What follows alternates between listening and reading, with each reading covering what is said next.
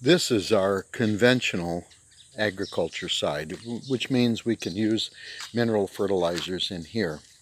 I showed you in an earlier clip about our organic section, but in here, here is some Malabar spinach. This is the green kind growing up through here on a trellis work. This is also the green kind.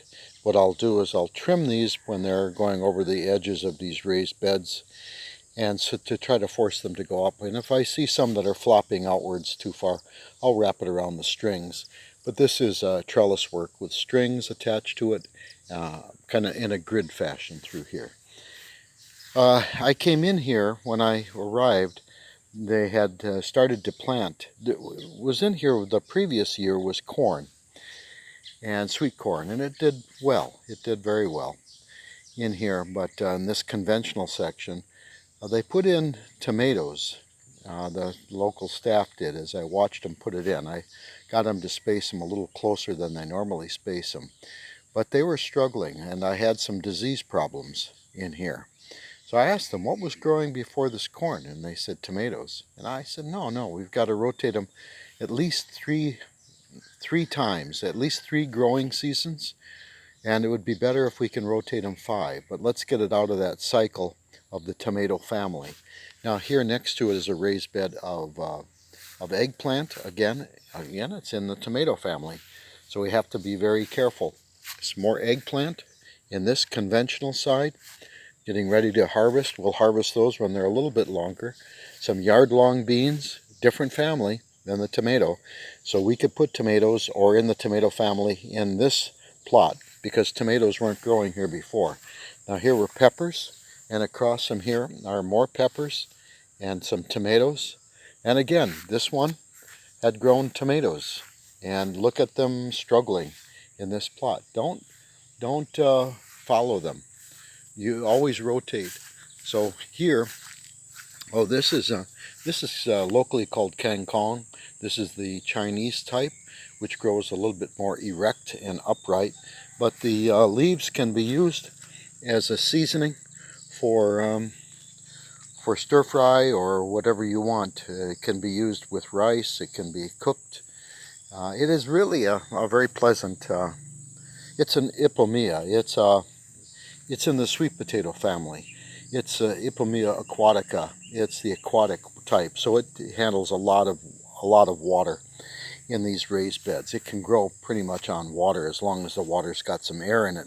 It can grow on it. So they'll go ahead and harvest this Ipomea aquatica, just the leaves, cutting it back, and it'll regrow again, and it can be harvested back again. Just put in some onion seeds in here.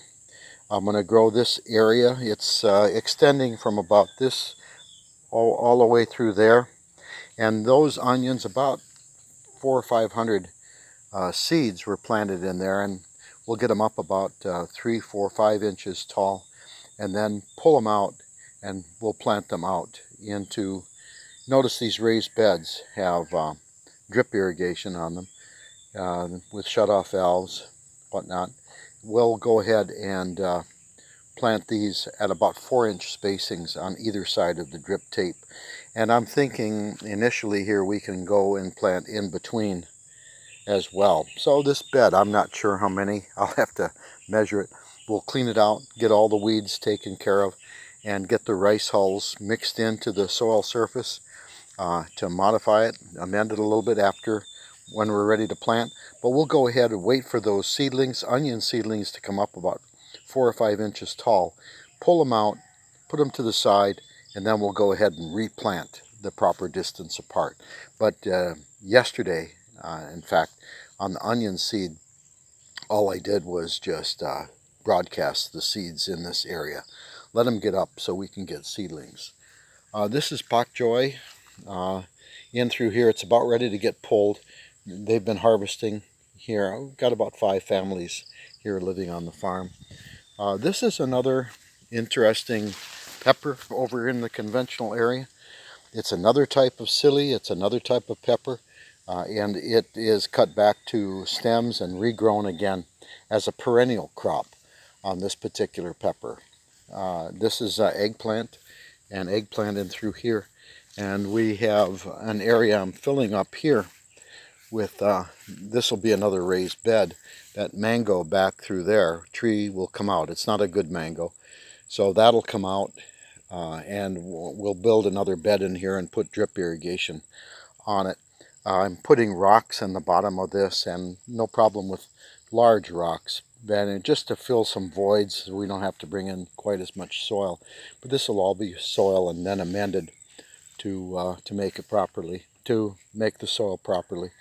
This soil probably can use some amendment, either rice hulls or could be some sawdust, some shavings that we have from mahogany or cocoa lumber, sawdust.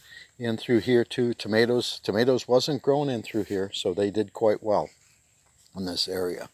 So that's the conventional area of the farm that we're working on right now.